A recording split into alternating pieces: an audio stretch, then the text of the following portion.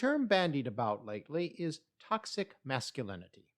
The basic idea is obvious that some men are so fixated on demonstrating how manly they are that they harm themselves and others in the process.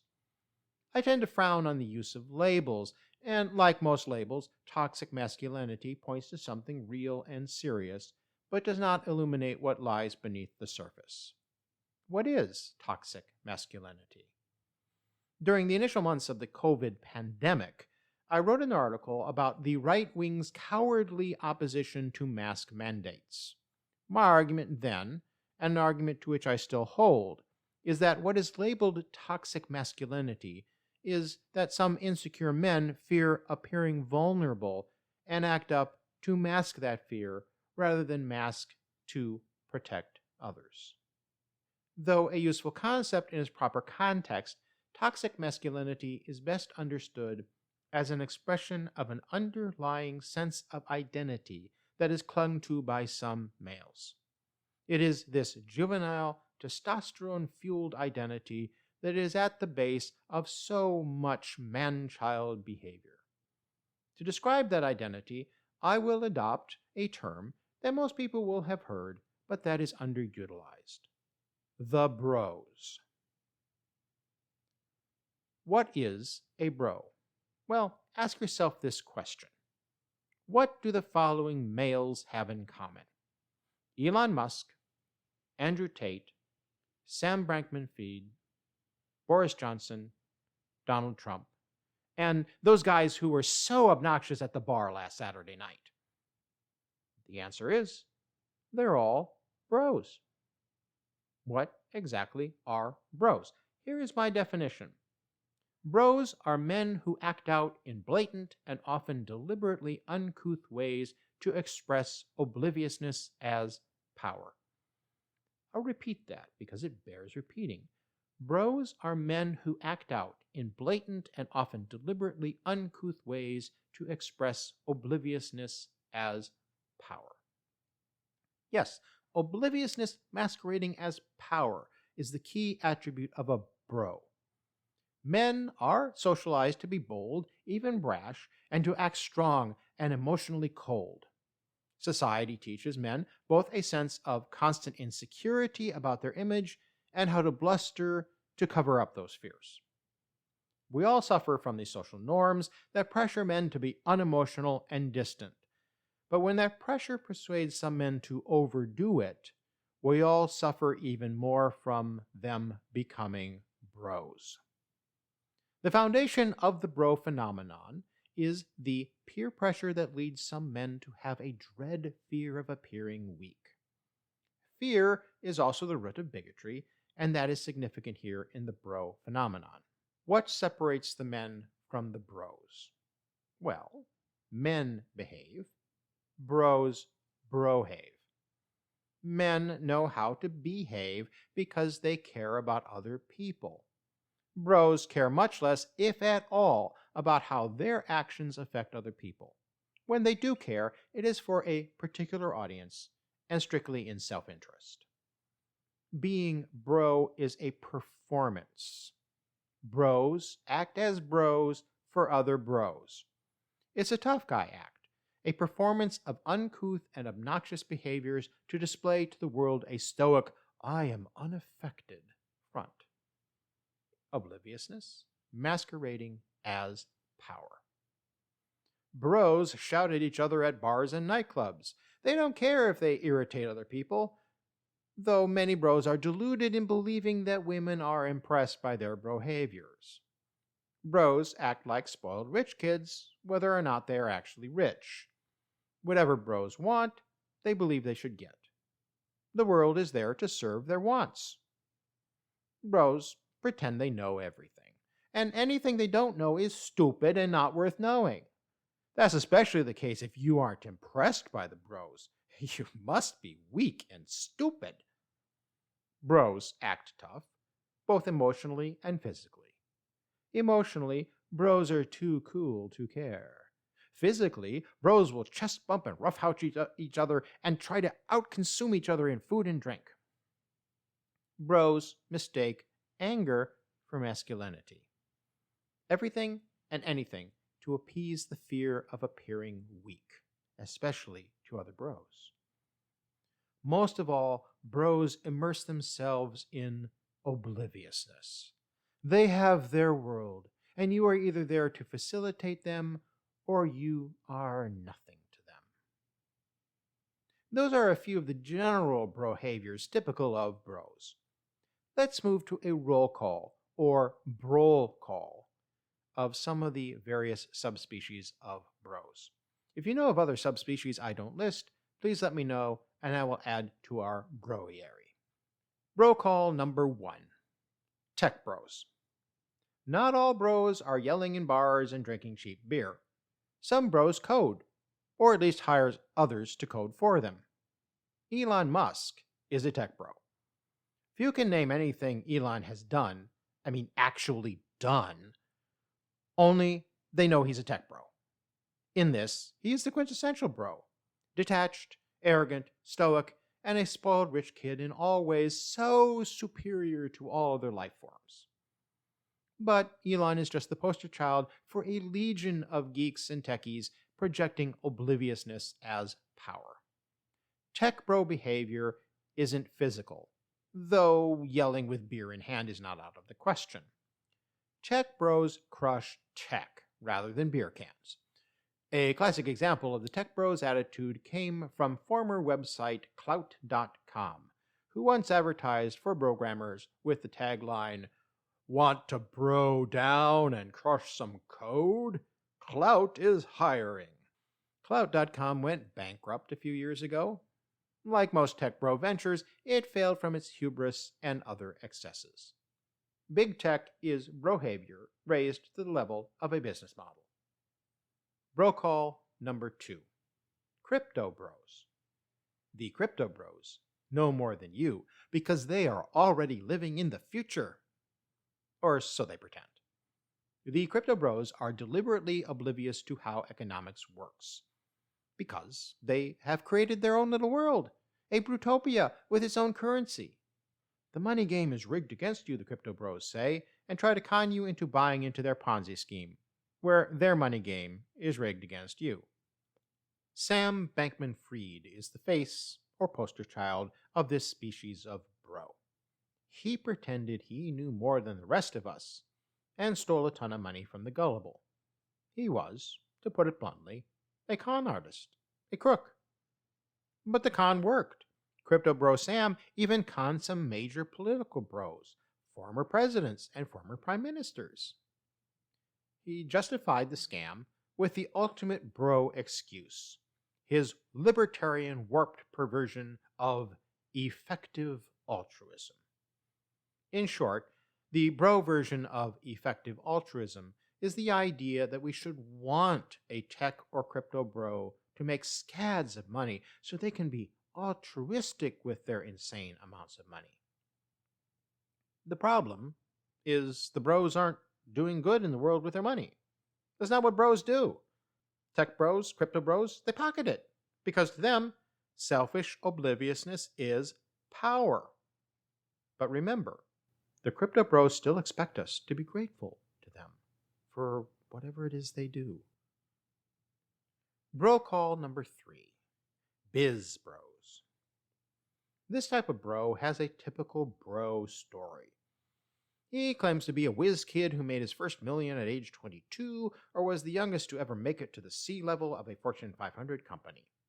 Or maybe he was a super trader who had a breakdown, went to Thailand for a year to find himself, meditated with monks until he found the secret to manifesting great wealth. Now he sells books and courses on how you can do it too. Did the biz bro really make millions? Probably not, though he probably made some money selling his get-rich-quick scams. Roll call number 4. Politabros. Bill Clinton is a bro. Tony Blair is a bro. Boris Johnson is a bro. Donald Trump is a bro. Matt Gaetz is a bro, to name just a few of the politabros.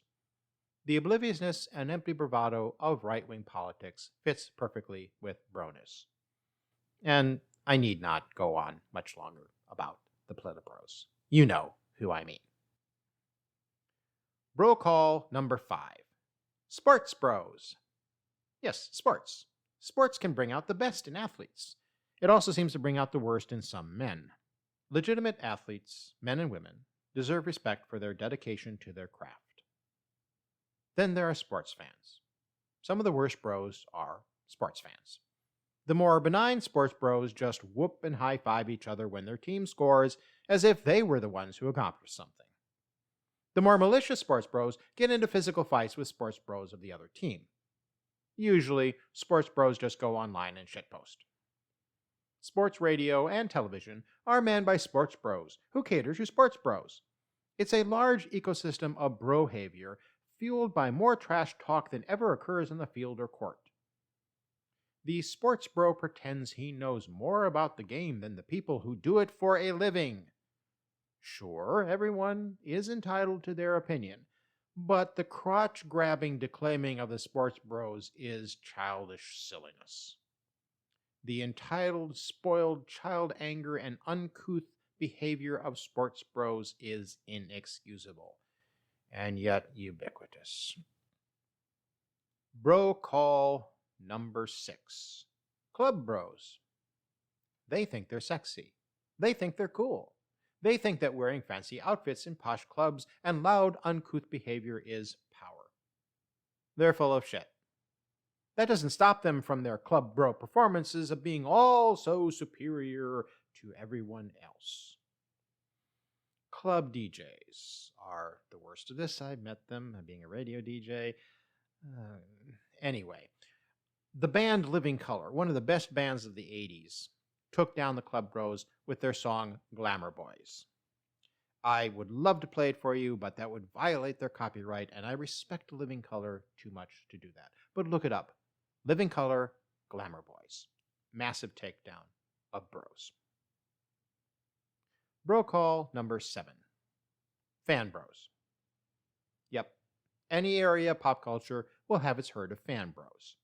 They stalk fan conventions and online forums to police other fans.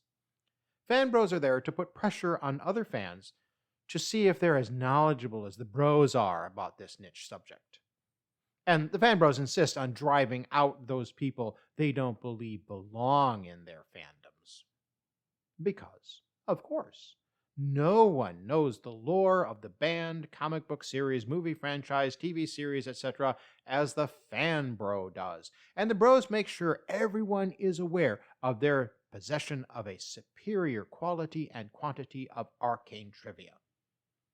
The fan bros also drive out of the fandom the undesirables. The bros, of course, decide who are the undesirables. Noobs, or newbies, definitely are not welcome. But women, people of color, and other ethnic groups are also harassed by the bros. Only the fan bros are true bros. Which leads us to bro call number 8. Gamer bros. I almost forgot to include these bros. My not being into video games is part of it. But I shouldn't have forgotten about the high watermark of brohavior, Gamergate. The first Gamergate was in 2014, when a chunk of the gamer bros herd went on a stampede to harass women working in the video game industry. Quite a few bros joined the online mob, angry that women into gaming weren't conforming to the gender roles the bro-dominated substructure had assigned to them. Too many men objectify women, feeling that women exist as objects for the use of men, and that women are only valuable if they act in ways pleasing to men. This objectification leads to misogyny, and Gamergate was a prime example of that. Gaming is rife with sexist objectification of women. Gaming is also rife with simulated violence, and most games have dominance and destruction as the main goal. Many games reward the bullying of other players.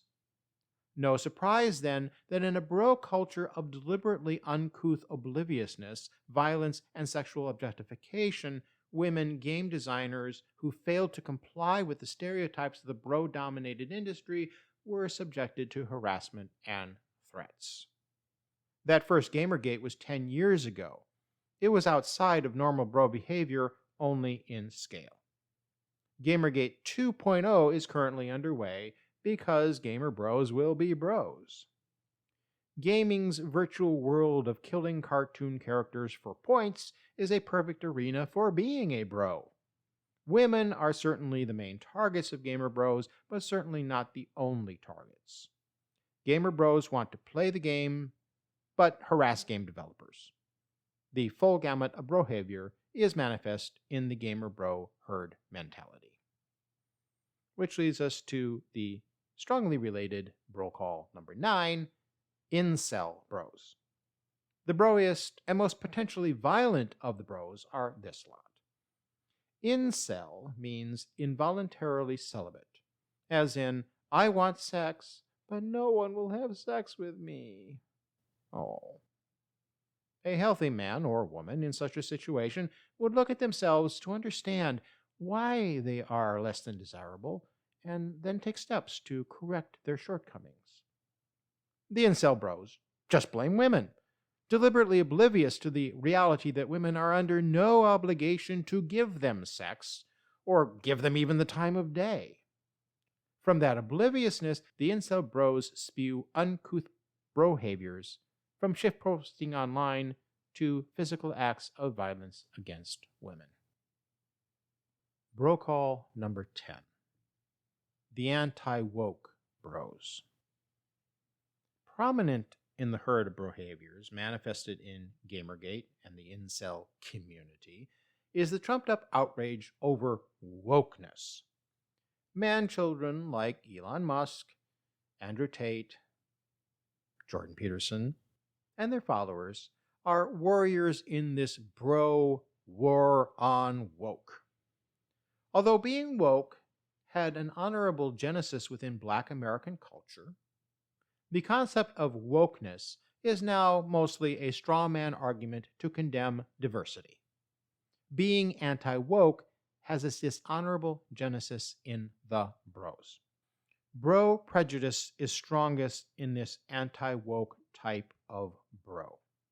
The core of being a bro is expressing obliviousness as power, so being oblivious to social and political oppression is part and parcel of being a bro. That attitude easily shifts to antagonism toward anything that acknowledges social injustice or doesn't repeat those injustices. Typical of the herd mentality of bros is showing disdain for diversity. Movies and games, say the anti-woke bros, now have too many blacks, too many women, and too many gays. It's woke. Typical of bros, they will say that anyone who doesn't share their condemnation of wokeness is weak and stupid, just like having too many blacks, women, and gays in anything is weak and stupid. Being a bigot is very bro.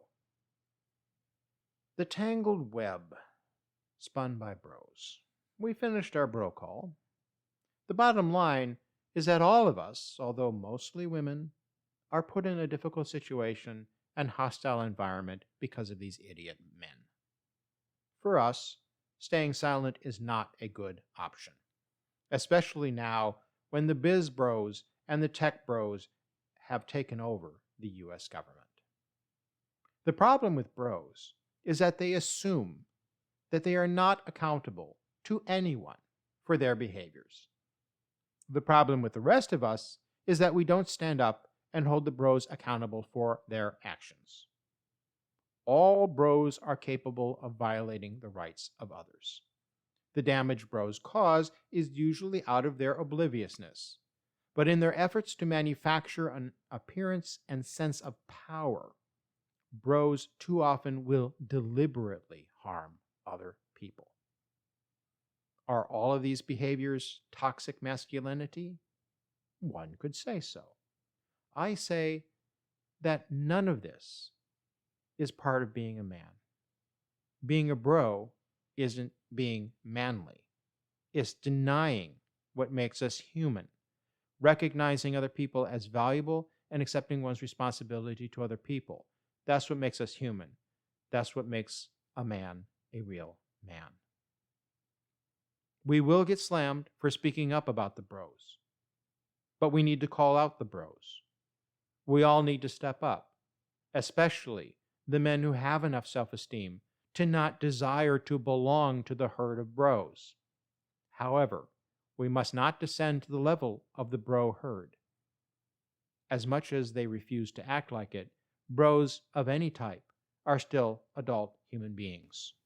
When karma strikes, maybe, just maybe, a bro will ripen into an adult capable of thoughtful compassion.